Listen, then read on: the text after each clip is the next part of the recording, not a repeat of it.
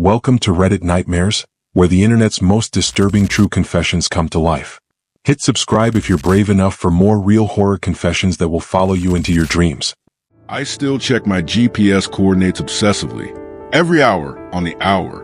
It's been 3 months since I drove through that tunnel. The one that doesn't appear on any map. The one that shouldn't exist. The one that led me here. I'm still trying to find my way back to my world. But what if there is no way back? What if this was always where I was meant to end up? The street signs look the same. The people have the same faces. But nothing is right. And no one believes me when I tell them I don't belong here. Would you? The first thing you should know is that I used to trust technology completely. My smartphone, my laptop, my car's navigation system. They were extensions of myself, infallible tools that bridged the gap between what I knew and what I needed to know. I've always had a terrible sense of direction. Friends joked that I could get lost in my own apartment. So when I started the drive from Portland to my sister's place in Seattle that Friday afternoon, I did what I always do. I plugged the address into my GPS and followed its soothing robotic voice without question. It was late October, and the weather forecast had predicted clear skies. But as I crossed the state line into Washington, an unnaturally dense fog began to roll in. Not unusual for the Pacific Northwest.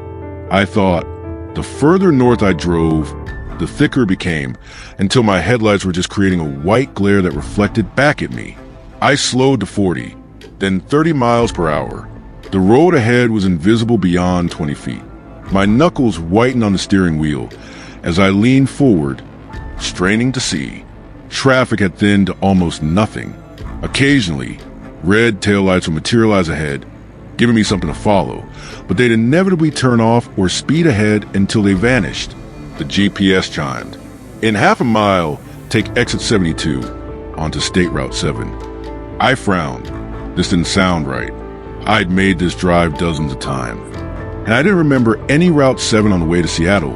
I glanced down at the screen and saw an unfamiliar path highlighted in blue. The GPS must have rerouted me because of traffic or an accident ahead. Take exit 72 now. The robotic voice instructed. I signaled and carefully steered onto the exit ramp. The fog was so thick that I couldn't see the exit sign to confirm the number. As I turned onto what was supposedly Route 7, the road immediately began to slope downward, and the pavement changed from smooth asphalt to something rougher.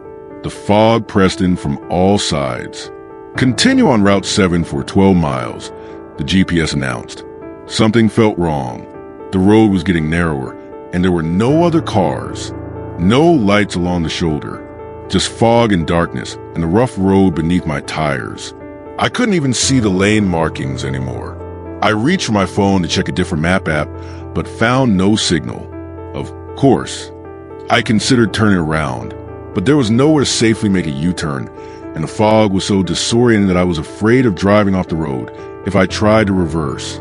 In 1 mile, prepare to enter Black Ridge Tunnel, the GPS said.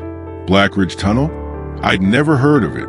I'd driven this route at least 20 times in the past 5 years, and I couldn't call any tunnel between Portland and Seattle.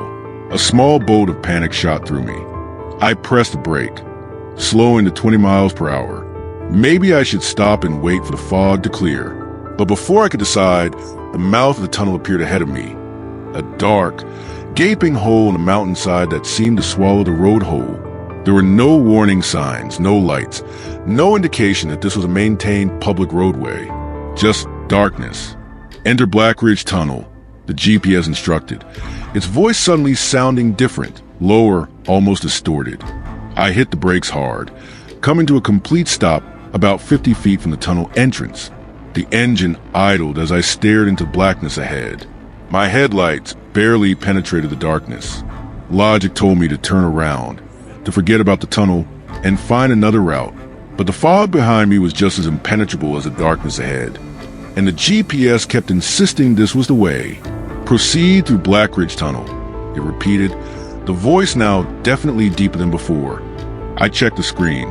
The blue line continued to what looked like a short tunnel, and then resumed a familiar path toward Seattle. Maybe this was a new tunnel I hadn't heard about. Maybe the fog had disoriented me more than I realized, and I was somewhere completely different than where I thought I was. Deep breath. I pressed the gas pedal and inched forward. The tunnel entrance loomed larger. As I passed the threshold, I felt a strange pressure in my ears, like when an airplane changes altitude rapidly. The air inside the tunnel felt different, heavier, colder. My headlights illuminated rough-hewn rock walls that looked less like modern construction and more like an old mining shaft. The ceiling was low, barely clearing the roof of my sedan. The tunnel should have been short. The GPS screen showed it as just a brief interruption in the route. But after 5 minutes of driving at a crawl, I still couldn't see the exit. The pressure in my ears increased, and a high-pitched ringing started in my left ear. My phone lost connection with the GPS satellite. The screen froze, then went black. Just as panic began to set in, I saw a light ahead. Relief flooded through me as I accelerated slightly, eager to exit the strange tunnel. As I approached the exit, the ringing in my ear became painful, and I felt lightheaded. The car emerged from the tunnel into the foggy night, and immediately, the pressure and ringing subsided. I pulled over onto the shoulder, put the car in park, and sat there breathing heavily for several minutes. I tried to restart the GPS, but it wouldn't connect. My phone showed no signal. Looking around, I could see that the fog was already beginning to lift. Through the clearing mist, I could make out road signs ahead. One read, Seattle 20 miles. That couldn't be right. Seattle had been at least 120 miles away when I hit the fog. I checked my watch, 9:37 p.m. I'd left Portland around 4 p.m. Even with the fog and the slow driving, the trip should have taken no more than 4 hours. Something wasn't adding up. As the fog continued to dissipate, I cautiously pulled back onto the road. Within minutes, I could see city lights in the distance. That was impossible. I couldn't have traveled that far that quickly, unless I blacked out or fallen asleep at the wheel. But no, I remembered every moment of the drive. 20 minutes later, I was entering the outskirts of what appeared to be Seattle. The skyline looked right, Space Needle and all, but something fell off. The traffic patterns were wrong. Streets that should have been one-way were now two-way. Buildings stood where I remembered parking lots, and vice versa.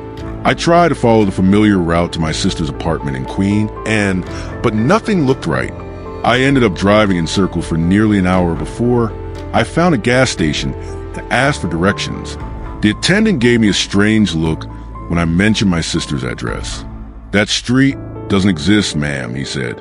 "Are you sure you have the right neighborhood?" I showed him the address on my phone. He shook his head, looking concerned. "There's no such address in Seattle. Maybe you're thinking of Tacoma?" My heart began to race. I thanked him and returned to my car, where I sat gripping the steering wheel, trying to make sense of what was happening. I dialed my sister's number, but an automated message informed me that the number was not in service. I tried my parents next. Same result. Panicking now, I called my boyfriend back in Portland. A woman answered. "Hello. I'm sorry," I stammered. "I must have the wrong number. I was trying to reach Michael Porter." There was a pause. "This is the Porter residence, but there's no Michael here. My husband's name is Matthew." I apologized again and hung up, my hands shaking. I opened my social media apps, but they wouldn't load. Finally, I did a web search for my own name. Nothing came up. No LinkedIn profile, no Facebook, no Instagram. It was as if I didn't exist. I tried my sister's name next. The search returned a news article from 8 years ago. Local woman dies in car accident. The accompanying photo showed my sister's face. According to the article, she had died in 2016, but I just had dinner with her 2 weeks ago. The gas station attendant knocked on my window, making me jump. "Are you okay, ma'am? You've been sitting here for 20 minutes." I nodded, not trusting myself to speak. He seemed unconvinced but walked away after another concerned glance. I started the car and drove to the nearest motel, checking in under my name with the credit card I always used. The transaction went through, but the clerk didn't comment on my apparent lack of existence in the digital world. In the motel room, I spent hours searching the internet for any trace of myself or anyone I knew. My parents existed, but they lived in Florida, not Oregon as they should have. They had 2 sons, no daughters. My boyfriend's social media showed him married to someone else. My closest friends either didn't exist or lived completely different lives than the ones I knew. I barely slept that night. In the morning, I drove back to the freeway and headed south, determined to find that tunnel again. Maybe if I could go back through it, everything would return to normal. But after hours of driving, I couldn't find any sign of Black Ridge Tunnel or the exit that had led me to it. Route 7 didn't exist on any map I could find. Over the next few days, I drove up and down the I-5 corridor between Portland and Seattle, searching desperately for that tunnel. I stopped at local historical societies, libraries, and government offices, asking about Black Ridge Tunnel. No one had heard of it. According to all official records, there was no tunnel on that stretch of highway, and there never had been. After a week of searching, I had to accept that I might not find my way back. I checked into a cheap extended stay hotel in Seattle and tried to figure out what to do next. My credit card still worked, and my bank account existed with all my money intact. Somehow, I existed financially in this world, even if I had no digital footprint or personal connections. I found a job at a local coffee shop, similar to the one I'd worked at in my world during college, and rented a small studio apartment. Every day felt like walking through a dream. The world looked right on the surface, but underneath, everything was wrong. The president was someone who had lost the election in my world. Popular movies and books were different. Major historical events had different outcomes. And then there were the small things, the tiny discrepancies that kept me constantly off balance. Coffee tasted slightly more bitter. The sky seemed a shade darker. People's mannerisms were just a bit off from what I was used to. Seattle's layout was mostly the same, but with subtle differences that would catch me by surprise. A street that ended abruptly where it should have continued. A park where there should have been a shopping center. The worst part was the loneliness. I tried to make friends, but I couldn't be honest with anyone about who I really was or where I'd come from. Who would believe me? I'd be institutionalized if I told the truth. So I created a backstory about moving from the East Coast after a bad breakup and losing touch with my family years ago. People accepted this with sympathetic nods, never suspecting the real story was far stranger. 3 weeks after arriving in this wrong Seattle, I was walking home from work when I noticed someone watching me from across the street. A man in his 50s with salt and pepper hair and intense eyes that seemed to follow my every movement. When I stopped and stared back, he didn't look away. Instead, he crossed the street toward me. "You came through a tunnel, didn't you?" he asked without preamble. My blood ran cold. "What?" "A tunnel that shouldn't exist. That isn't on any map." His voice was quiet, measured. "I can see in your eyes. You're not from here." I took a step back. "I don't know what you're talking about." "Yes, you do. I came through 17 years ago. Black Ridge Tunnel. Or maybe you called it something else.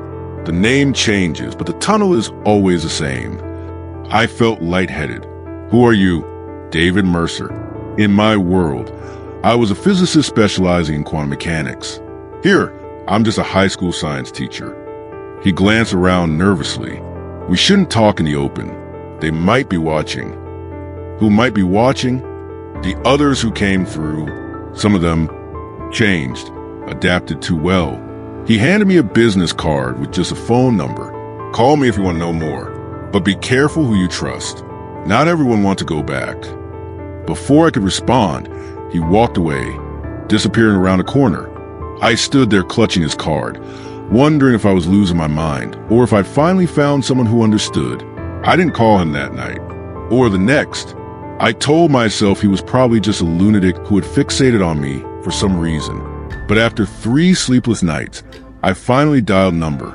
We met at a small cafe in a part of town I wasn't familiar with. David was already there when I arrived, sitting in a corner booth with his back to the wall, eyes constantly scanning the room. "I wasn't sure you'd call," he said as I sat down. "I'm not sure I should have." I replied, "This all sounds insane." He nodded. "I know. I spent the first year here thinking I was having some kind of prolonged psychotic break. But I'm not crazy, and neither are you. We came through a dimensional threshold. My colleagues in my world were actually researching this possibility, though we never managed to create a stable one." "You're saying that tunnel connects different dimensions?" Parallel universes? Something like that, yes, though it's more complicated. The tunnels, and there are several, seem to be naturally occurring weak points between realities. They open periodically, pulling people through, sometimes objects too. If they open periodically, does that mean I can go back? A shadow crosses face. Maybe. I've been trying for 17 years. I've found the tunnel 3 times since I first came through, but it's never led me back to my original reality. Just other places, other versions of this world. My hope deflated. So I'm trapped here? Not necessarily. I've met others who found their way back. It's rare, but it happens. The problem is finding the tunnel when it opens, and then making sure it leads to the right place. How many of us are there? I asked. In Seattle? About 30 that I know of. Worldwide, thousands, maybe tens of thousands. Most don't realize what's happened to them. They think they've had some kind of breakdown or memory lapse. They eventually adapt, integrate into this world. And the ones who are watching us, the ones who've changed, as you put it, David leaned forward, lowering his voice. Some people who come through, something happens to them during the transition. They become something else. They look human, act human most of the time, but they're not anymore. And they don't want to go back. They want to stay here, and they don't want people like us looking for ways home. That sounds paranoid, I said, though a chill ran down my spine. I know how it sounds, but I've seen them, talked to them. They found me about a year after I arrived, tried to convince me to stop searching for the tunnel. When I refused, they tried to kill me. He pulled down the collar of his shirt to reveal a jagged scar across his throat. I got lucky. Others didn't. I wanted to leave, to dismiss him as a conspiracy theorist with delusions, but something in his eyes stopped me. The same haunted look I saw in my own mirror every morning. Okay, I said slowly. If what you're saying is true, how do we find a tunnel again? And how do we make sure it leads back to our worlds? I've been tracking tunnel appearances for years. They follow patterns, astronomical, geological, even meteorological patterns. I can't predict them with perfect accuracy yet, but I'm getting closer. As for making sure they lead to the right place, he shrugged. That part one I haven't figured out. But I have a theory that our emotional connection to our home reality might help guide the tunnel's destination. Over the next few weeks, I began meeting regularly with David and a small group of others who had come through various tunnels. There was Elena, a doctor from a world where the Soviet Union never fell, Marcus, who claimed his world was decades ahead of this one technologically, and Sophia, who had come through just 3 months before me. We met in different locations each time, never using electronic communications that could be traced. David's paranoia was infectious, and soon I found myself looking over my shoulder, scrutinizing strangers who made eye contact for too long, analyzing casual comments for hidden meanings. 2 months after my arrival in this wrong Seattle, David's calculations predicted a tunnel opening about 30 miles east of the city, in the foothills of the Cascade Mountains. The 5 of us drove out there in 2 separate cars, arriving just before midnight. The spot was a deserted stretch of old logging road that wound through dense forest. It should appear right along this bend, David said, consulting his notebook filled with complex equations and diagrams. Within the next hour, if my calculations are correct, we waited in tense silence, flashlights off to better see any changes in the darkness ahead. After 40 minutes, Elena gasped and pointed. Where there had been only forest before, a dark opening was now visible among the trees, not on the road, but about 20 feet into the woods. That's it, David whispered. That's a tunnel entrance. We approached cautiously. Unlike the tunnel I had driven through, this one was smaller, barely large enough for a person to walk through standing upright. The entrance was not made of concrete or rock, but seemed to be composed of utter darkness, a void in the fabric of the forest. Who goes first? Marcus asked, his voice shaking slightly. I will, David said. I've been through tunnels before. I know what to expect.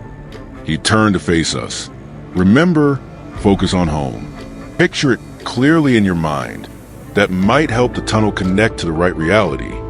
He took a deep breath, switched on his flashlight, and stepped into the darkness. We watched as the blackness swallowed him. One moment he was there, the next he wasn't. We waited. 5 minutes. 10. 15. Something's wrong, Elena said. He should have come back by now if it wasn't the right place. Sophia stepped forward. I'm going next. Wait. I grab her arm. What if it's dangerous? What if it's not a way back but something else? She gently removed my hand. I have nothing in this world. No one. If there's even a chance this leads back to my family, I have to take it. Before anyone could stop her, she stepped into the darkness and vanished. Another 15 minutes passed. Neither David nor Sophia returned. We should go, Marcus said, backing away. This doesn't feel right. But Elena was already approaching the tunnel. I can feel it, she whispered. It's pulling me. It feels like home. She stepped through without another word. Marcus looked at me, panic in his eyes. I'm not going in there. We don't know where they went. This could be a trap. As he spoke, I noticed movement at the edge of the forest. Flashlight beams bouncing through the trees, getting closer. Voices calling out. Someone's coming. I hissed. Marcus's eyes widened. It's them. The changed ones. They must have been tracking us. He turned and ran toward the cars without another word. I stood frozen, looking between the approaching lights and the tunnel entrance. If David was right, and these people meant us harm, the tunnel might be my only escape. But where would it lead? Back to my world? To somewhere worse? Or nowhere at all? Voices grew louder. Flashlight beams swept across the clearing. In the momentary illumination, I saw figures moving with unnatural speed between the trees. I made my decision. Picture my apartment in Portland, my sister's face, my parent house. Everything I'd lost. I stepped into the tunnel. The sensation was different from driving through Blackridge Tunnel. This time, I felt like I was falling sideways, tumbling through space with no up or down. The air burned in my lungs. Lights flashed behind my eyelids. A chorus of whispers filled my ears, speaking in languages I didn't recognize. And then, suddenly, it stopped. I was standing on solid ground again, gasping for breath. I opened my eyes. I was in a forest, but not the same one I'd left. The trees here were taller, older. The air smelled different, sweeter, with an underlying hint of salt. Ocean nearby? I turned around, looking for the tunnel entrance, but there was nothing there, just more forest. In the distance, I could see lights, a town or city, with no better option. I began walking toward them. The terrain sloped downward, and after about an hour hiking, I emerged from the tree line to find myself looking down at a small coastal town. It was night here too, but the configuration of streets and buildings was unfamiliar. As I approached the town, signs of wrongness accumulated. The cars looked different, more rounded, with design elements I'd never seen before.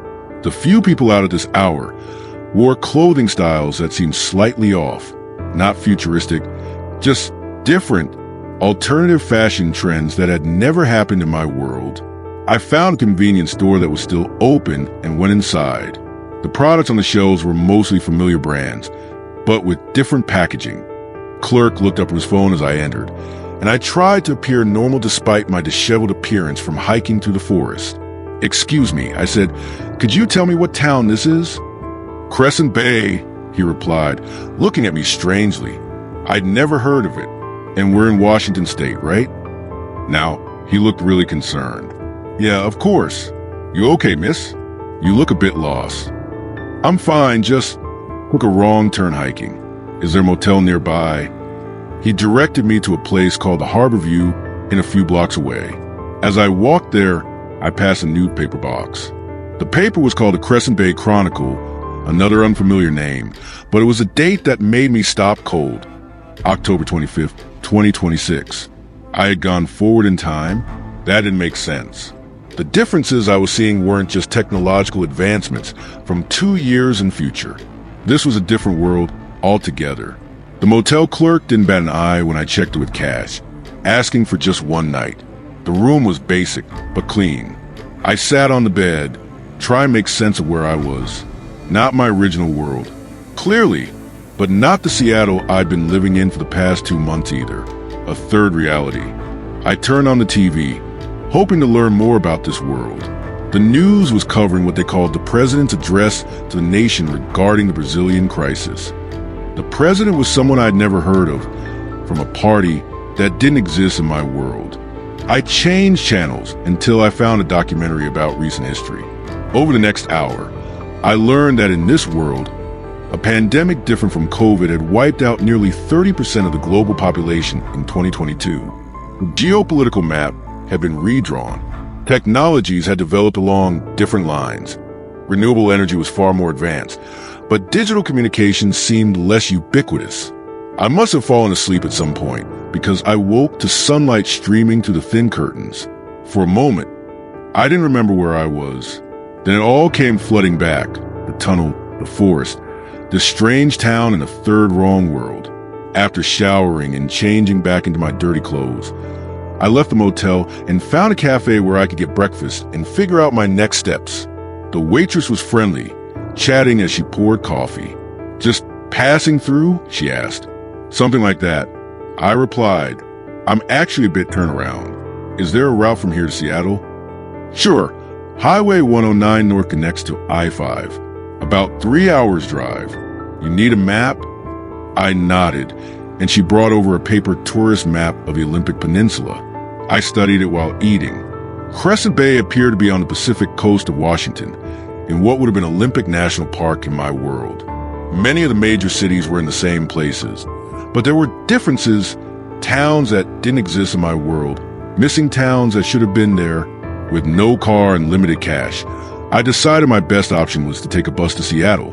Maybe there I could find more information, possibly even connect with others like me who had come through tunnels. If David's group existed in my second world, perhaps a similar group existed here. The bus ride to Seattle gave me time to think, to process what had happened. If David was right about the tunnels connecting parallel realities, how many such realities were there? An infinite number? And was there any way to control where the tunnels led, or was it all random chance? Would I spend the rest of my life jumping from world to world, never finding my way home? The Seattle of this world was similar to the one I knew, but with significant differences. The Space Needle had a different design, wider at the top, more like a flying saucer. Many of the downtown buildings were unfamiliar, and the overall architecture had a more curved, organic aesthetic than the angular skyline I was used to.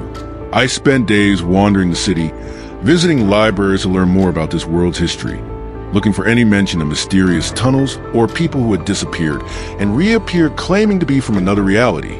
I found nothing concrete, just urban legends and conspiracy theories on obscure websites.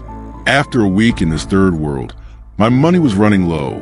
I needed to find work, a place to live, some way to establish myself here, at least temporarily, until I could find another tunnel. The thought filled me with equal parts dread and hope. What if the next tunnel led somewhere worse? What if I never found my way back to my original world? I was sitting in a park, contemplating these questions, when someone sat down next to me on the bench. Without looking, I knew who it was. "You made it through," David said. I turned to him, shocked. "You're here? In this world?" He nodded, along with Elena and Sophia. Marcus didn't come through. "How did you find me?" We gotten good at recognizing our own kind. There's a quality about people who come through the tunnels, a slight disconnect from their surroundings. You've been wandering around the city for days, looking lost. It wasn't hard to spot you once we knew to look. So what now? We just live here until another tunnel opens. That's one option. But I think there might be another way. In this world, there's a group of physicists at the University of Washington who are researching exactly what we've experienced. They call it reality slippage. They don't have all the answers yet, but they're closer than anyone in the other worlds I've visited. For the first time since coming to the tunnel, I felt a glimmer of real hope. You think they might know how to get us home? To our original worlds? It's possible. They've developed a theory that the tunnels are like quantum entanglements between realities. If that's true, there might be a way to use that entanglement to find our way back to the specific realities we came from. I spent the next month living in a small apartment with Elena and Sophia, working at a cafe during the day and meeting with David and his contacts at the university in the evenings. The scientists were fascinated by our stories, recording every detail about our original worlds and our experiences coming to the tunnels. Dr. Abernathy, the lead researcher, believed that each person who came to a tunnel maintained a quantum connection to their home reality, a sort of invisible cord that could theoretically be followed back. The problem, she explained one evening, is that the tunnels appear randomly, and they don't necessarily connect to the same realities each time. But if we could somehow tune a tunnel to a specific frequency, the frequency of your home reality, you might be able to get back. How will we do that? I asked. We're still working on that part. But we have a theory that personal objects from your original reality might help. Things that are quantum entangled with that world. I thought of the few possessions I had with me when I drove through Black Ridge Tunnel. My phone, my wallet, my clothes. Would any of those be enough to create this tuning? Weeks turned into months. I settled into a routine in this third world, making friends, building a life. But I never stopped looking for signs of tunnels, never stopped hoping for a way back. David and I grew close, two lost souls clinging to each other in a world that wasn't ours. He had been through so many tunnels, lived in so many wrong worlds, that he sometimes struggled to remember the details of his original reality. I was terrified of ending up the same way. Then, 6 months after arriving in this world, Dr. Abernathy called with exciting news. We detected an energy signature that matches our theoretical model of a forming tunnel, she said, her voice crackling with excitement. It's about 50 miles north of the city in the Cascade Range, and it's growing stronger. We think it will fully materialize in about 3 days. Those 3 days were the longest of my life. The research team set up equipment at the projected tunnel site, devices to measure energy fluctuations, quantum field variations, and other phenomena I barely understood. David, Elena, Sophia, and I camped nearby, each of us clutching personal items from our original worlds. Mine was a small stuffed rabbit my sister had given me when we were children. I'd had it in my car when I drove through Black Ridge Tunnel. Dr. Abernathy believed such emotionally significant objects might have stronger quantum entanglement with our home realities. On the third night, we saw it, a shimmer in the air between two ancient Douglas firs. Slowly, the shimmer expanded, darkened, became a hole in the world. The research team's equipment went haywire, dials spinning, screens flashing with data. It's happening!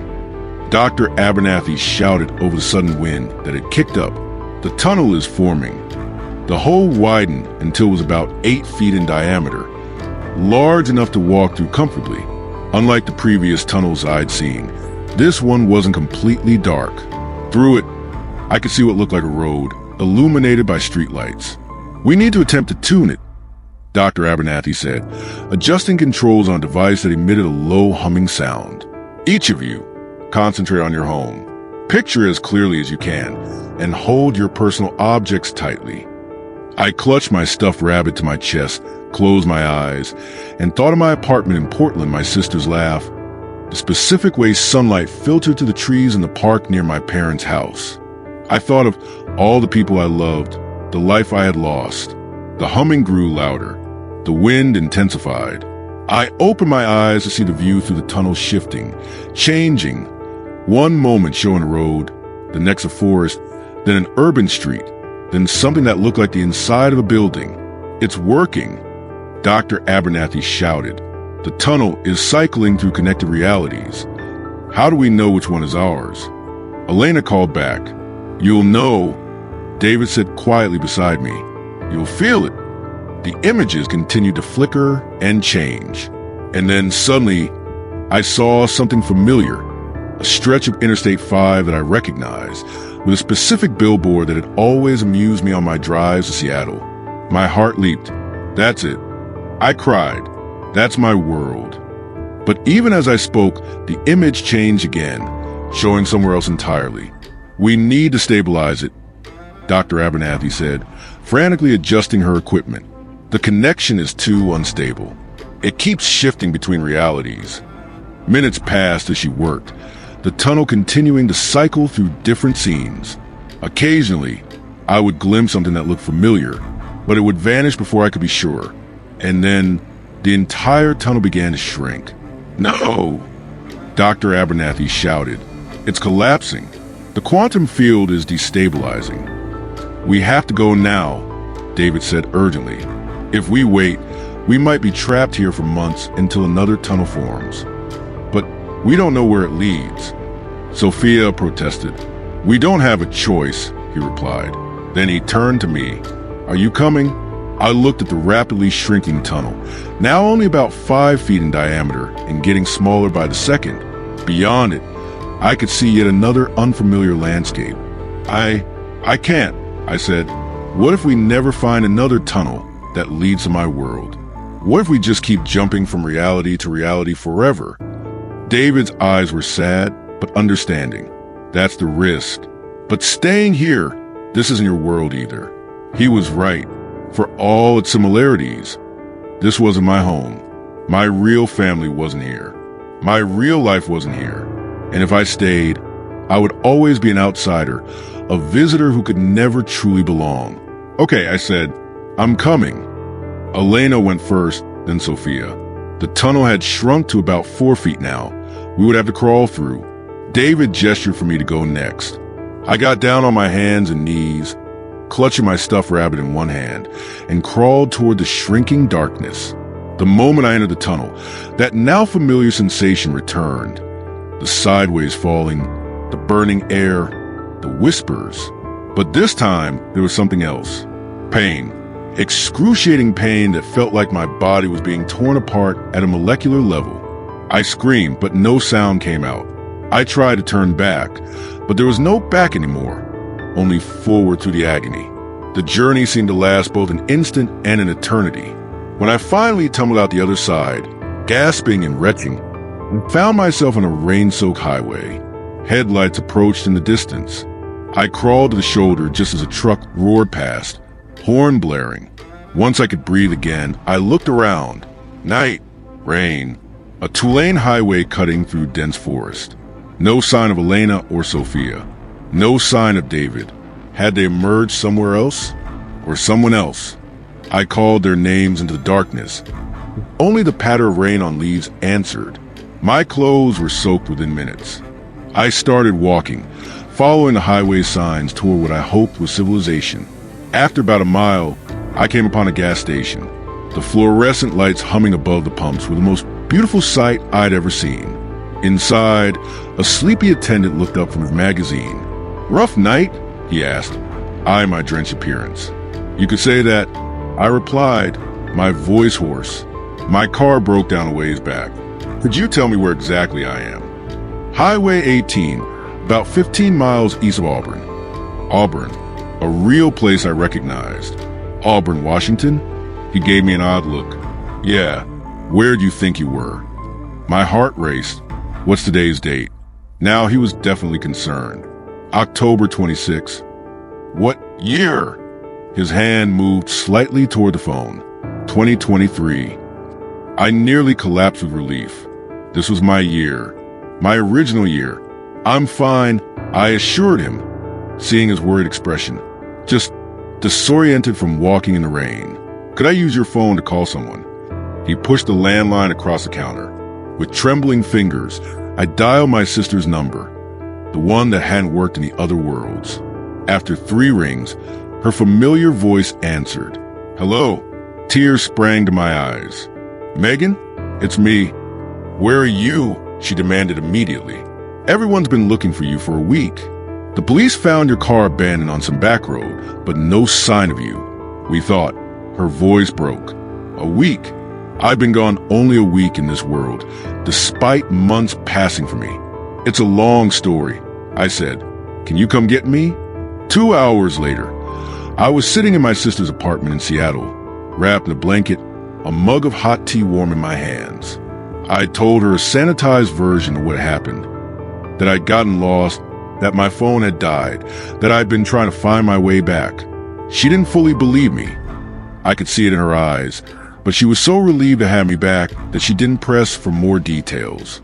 That night, I slept in her guest room, waking every hour to reassure myself that I was really back, that this was really my world.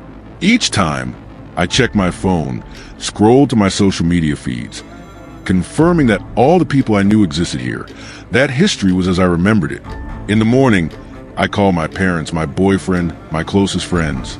Each conversation was a confirmation, an anchor tethering me to this reality. My reality. I was home. But as days passed, a creeping uneasiness began to set in. Everything seemed right on the surface. All the people, places, and events were as they should be, but something felt off. The coffee from my favorite cafe tasted slightly different. The sunset colors weren't quite as I remembered them. My boyfriend's laugh had a different cadence. Were these real differences? Or was I just hyper-aware after my experiences in the other worlds? Had my perceptions been altered by what I'd been through? Or worse, was this not actually my original world, but just one very, very similar to it? I became obsessed with finding proof, with confirming that I was truly home. I dug through old photographs, journals, documents, looking for inconsistencies. I quizzed friends on shared memories, watching their reactions closely. I researched obscure historical events to verify they had happened exactly as I remembered. 2 weeks after my return, I was sitting in a different cafe, one I'd never visited before, when I saw him. David. He was at a corner table, reading a newspaper, looking exactly as he had when I last seen him at the tunnel entrance. I froze, coffee cup halfway to my lips. He looked up as if sensing my gaze, and our eyes met. For a long moment, we just stared at each other. Then he carefully folded his newspaper, stood up, and walked out of the cafe without acknowledging me. I threw some cash on the table and ran after him. By the time I reached the street, he was halfway down the block. David. I called. David, wait. He stopped but didn't turn around. I caught up to him, breathing hard. It's you, isn't it? From the tunnels. Slowly, he turned to face me. I don't know what you're talking about. But his eyes told a different story. Please, I said, lowering my voice. I need to know, is this my original world? Am I really home? He glanced around nervously, then sighed. Not here. Come with me. He led me to a small park 2 blocks away. We sat on a bench, watching children play on a nearby playground. For several minutes, he said nothing. How long have you been here? I finally asked. In this world? About 3 days. Before that, I was in what you call the third world for another month after you and the others went through the tunnel. Then I found another one. Elena and Sophia? Did they make it here too? He shook his head. I don't know. We all got separated in the tunnel. That happens sometimes. People enter together but exit in different places, different times, different worlds. Minutes passed as she worked, the tunnel continuing to cycle through different scenes. Occasionally, I would glimpse something that looked familiar, but it would vanish before I could be sure. And then, the entire tunnel began to shrink. No! Dr. Abernathy shouted. It's collapsing. The quantum field is destabilizing. We have to go now, David said urgently. If we wait, we might be trapped here for months until another tunnel forms. But we don't know where it leads. Sophia protested. We don't have a choice, he replied. Then he turned to me. Are you coming? I looked at the rapidly shrinking tunnel, now only about 5 feet in diameter and getting smaller by the second. Beyond it, I could see yet another unfamiliar landscape. I can't, I said. What if we never find another tunnel that leads to my world? What if we just keep jumping from reality to reality forever? David's eyes were sad, but understanding. That's the risk. But staying here, this isn't your world either. He was right. For all its similarities, this wasn't my home. My real family wasn't here. My real life wasn't here. And if I stayed, I would always be an outsider, a visitor who could never truly belong. Okay, I said, I'm coming. Elena went first, then Sophia. The tunnel had shrunk to about 4 feet now. We would have to crawl through. David gestured for me to go next. I got down on my hands and knees, clutching my stuffed rabbit in one hand, and crawled toward the shrinking darkness. The moment I entered the tunnel, that now familiar sensation returned. The sideways falling, the burning air, the whispers. But this time, there was something else. Pain. Excruciating pain that felt like my body was being torn apart at a molecular level. I screamed, but no sound came out. I tried to turn back, but there was no back anymore, only forward through the agony. The journey seemed to last both an instant and an eternity. When I finally tumbled out the other side, gasping and retching, I found myself on a rain-soaked highway. Headlights approached in the distance. I crawled to the shoulder just as a truck roared past, horn blaring. Once I could breathe again, I looked around. Night, rain, a two-lane highway cutting through dense forest. No sign of Elena or Sophia. No sign of David. Had they emerged somewhere else? Or someone else? I called their names into the darkness. Only the patter of rain on leaves answered. My clothes were soaked within minutes. I started walking, following the highway signs toward what I hoped was civilization. After about a mile, I came upon a gas station. The fluorescent lights humming above the pumps were the most beautiful sight I'd ever seen. Inside, a sleepy attendant looked up from his magazine. "Rough night?" he asked, eyeing my drenched appearance. "You could say that," I replied, my voice hoarse. "My car broke down a ways back. Could you tell me where exactly I am?" "Highway 18, about 15 miles east of Auburn." Auburn, a real place I recognized. "Auburn, Washington?" He gave me an odd look. "Yeah, where do you think you were?" My heart raced. "What's today's date?" Now he was definitely concerned. "October 26. "What year?" His hand moved slightly toward the phone. 2023. I nearly collapsed with relief. This was my year. My original year. "I'm fine," I assured him, seeing his worried expression. "Just disoriented from walking in the rain. Could I use your phone to call someone?" He pushed the landline across the counter. With trembling fingers, I dialed my sister's number, the one that hadn't worked in the other worlds. After 3 rings, her familiar voice answered. "Hello."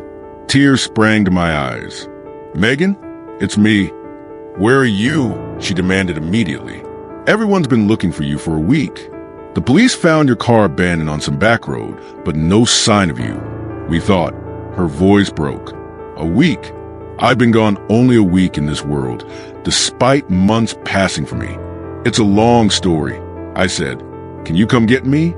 2 hours later, I was sitting in my sister's apartment in Seattle, wrapped in a blanket, a mug of hot tea warm in my hands. I told her a sanitized version of what happened, that I'd gotten lost, that my phone had died, that I'd been trying to find my way back. She didn't fully believe me. I could see it in her eyes, but she was so relieved to have me back that she didn't press for more details. That night, I slept in her guest room, waking every hour to reassure myself that I was really back, that this was really my world. Each time, I checked my phone, scrolled to my social media feeds, confirming that all the people I knew existed here, that history was as I remembered it. In the morning, I called my parents, my boyfriend, my closest friends. Each conversation was a confirmation, an anchor tethering me to this reality, my reality. I was home, but as days passed, a creeping uneasiness began to set in. Everything seemed right on the surface. All the people, places, and events were as they should be, but something felt off. The coffee from my favorite cafe tasted slightly different. The sunset colors weren't quite as I remembered them. My boyfriend's laugh had a different cadence. Were these real differences, or was I just hyper-aware after my experiences in the other worlds? Had my perceptions been altered by what I'd been through? Or worse, was this not actually my original world, but just one very, very similar to it?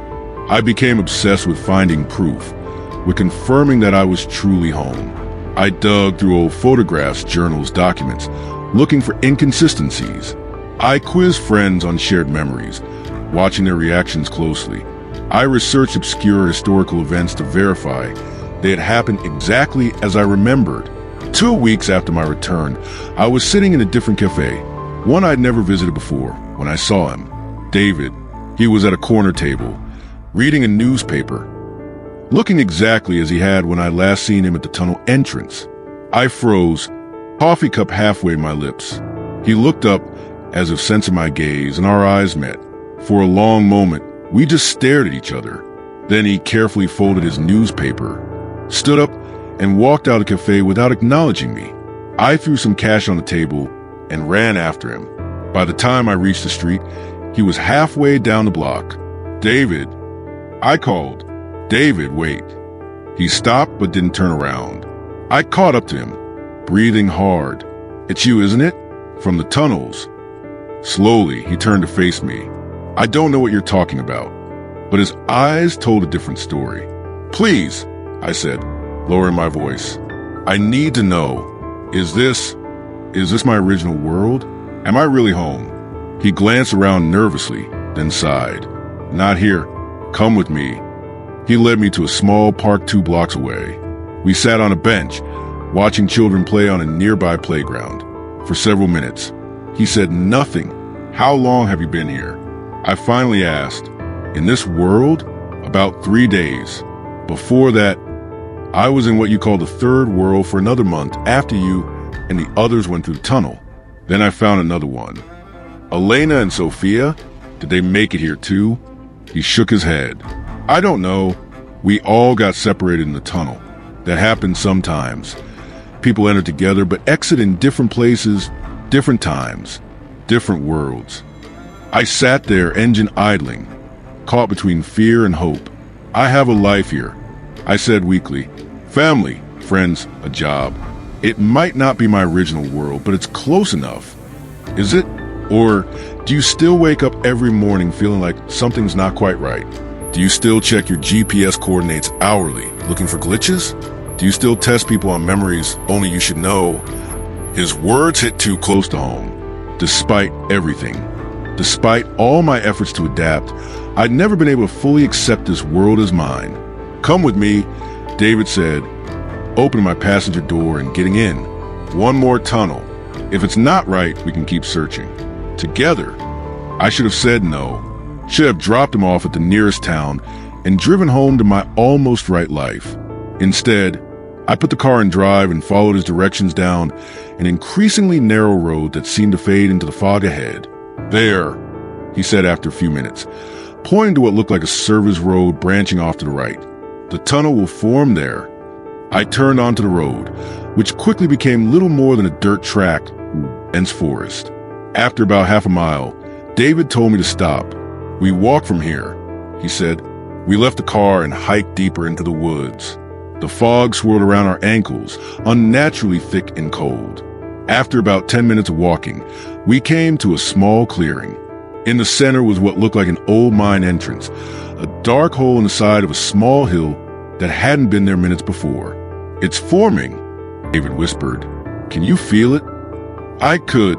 The air around the entrance seemed to shimmer and distort, as if the reality that was thin, fragile. "What do we do?" I asked. "We go through, together this time." He held out his hand. "Think of home, your real home.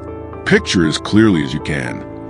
I took his hand, closed my eyes, and thought of my apartment in Portland, the exact arrangement of furniture, the view from my window, the way the floorboard in the hallway creaked.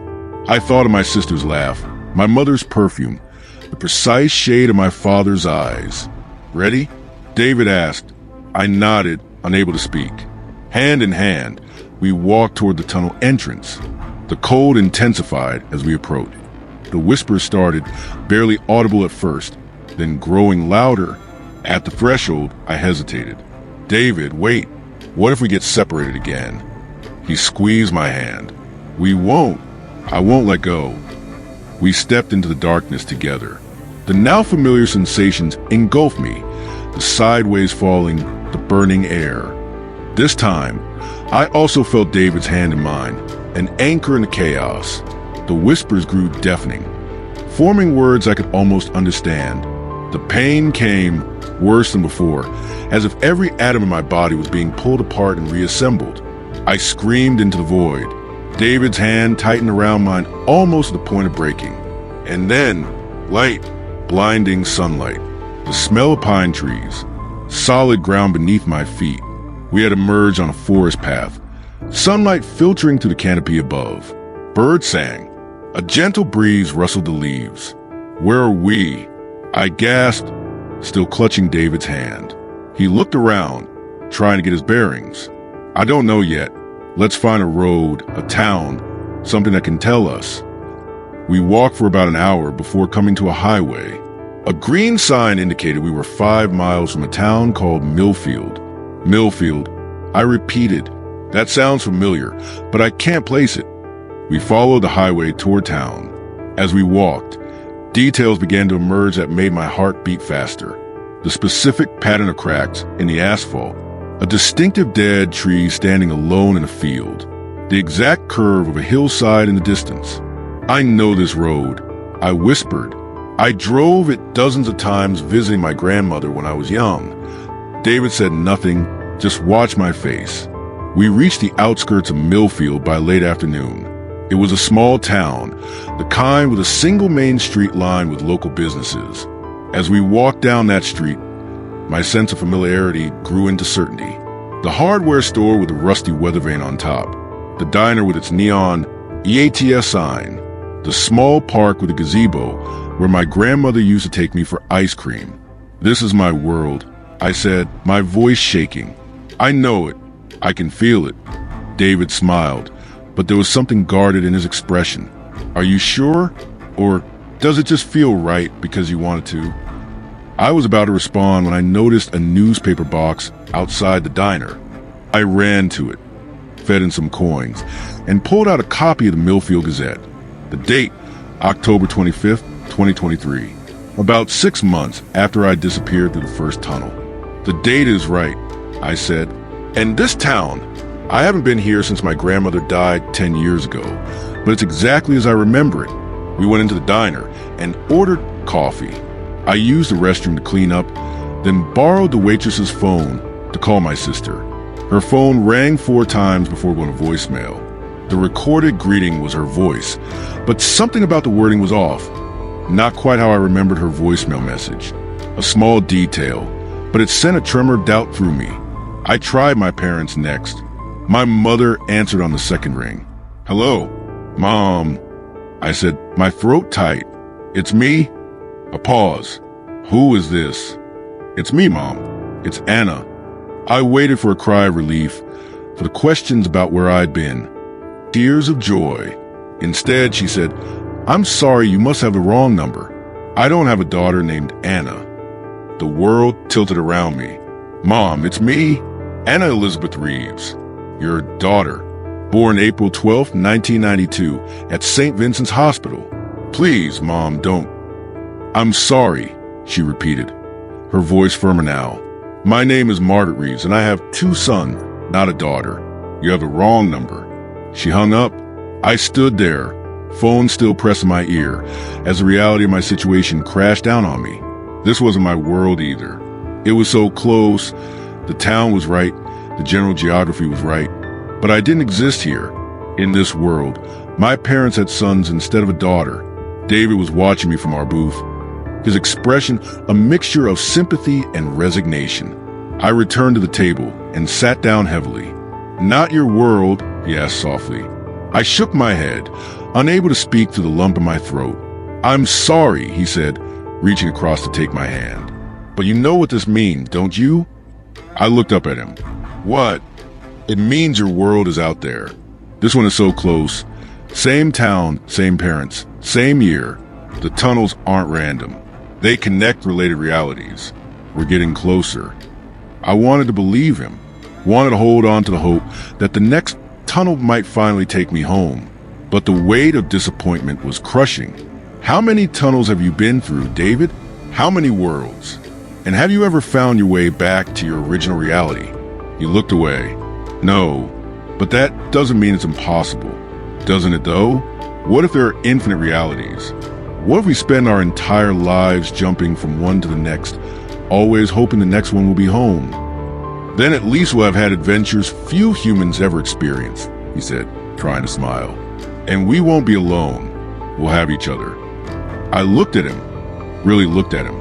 In this man's eyes, I saw the same loneliness, the same desperate hope that I felt. We were 2 lost souls, adrift in realities that weren't our own. Maybe he was right. Maybe having someone who understood, who had experienced the same impossible journey, was enough. What do we do now? I asked. We wait. We watch for signs of another tunnel forming. And in the meantime, we live. We make the best of wherever we are, for however long we're here. That was 3 months ago. David and I found jobs in Millfield, rented a small house on the edge of town. We started building a life here, all while keeping our eyes open for signs of tunnels, unexplained fog, GPS glitches, strange atmospherics. Sometimes late at night, I still cry for my lost world, for family and friends who will remember me when we meet again, if we ever meet again. But then David pulls me close, reminds me that I'm not alone in this strange journey. And sometimes I wonder if this isn't better, to know what I know now, that reality isn't fixed, that there are infinite versions of the world, of myself, of everyone I've ever known. That knowledge is terrifying, yes, but also wondrous. I still check my GPS coordinates obsessively, every hour on the hour, not because I'm trying to find inconsistencies anymore, but because I'm waiting, watching, ready for when the next tunnel appears. And it will appear. I know that now. The tunnels always find people like us eventually. People who've glimpsed the spaces between worlds and can never unsee them. People who will always be searching for the way home, even as they build new lives in strange places. So if you're driving late one night and your GPS directs you onto an unfamiliar road and the fog rolls in thick and unnatural, ask yourself, are you ready to see what I've seen? Are you prepared to lose your world and possibly yourself in process? If not, turn around. Drive away as fast as you can. Delete that GPS app and buy a paper map. Never take an unfamiliar detour again, because once you go through a tunnel that shouldn't exist, you can never truly come back. Even if you find your way to a world identical to the one you left, you'll be different, changed, forever aware that reality is more fragile than anyone knows. And somewhere out there, in one of those infinite worlds, I'm still driving to the fog toward Blackridge Tunnel for the first time, oblivious to how my life is about to change. Maybe that version of me will make different choices. Maybe she'll recognize the wrongness in time and turn around before it's too late. Or maybe the tunnels were always waiting for us.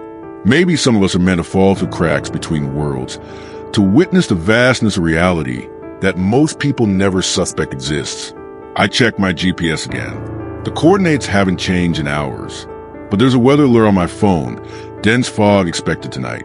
David and I exchange a look. We both feel it, that familiar pressure in our ears, the subtle wrongness in the air.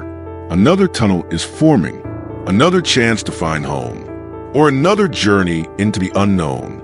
Either way, we'll face it together. Did that scare you? Make you think twice about following your GPS blindly on dark, foggy nights? Leave a comment below about your creepiest road trip experience. And don't forget to click subscribe for more true horror stories that will make you question everything you thought you knew about reality. The truth is out there, but sometimes it's better not to find it.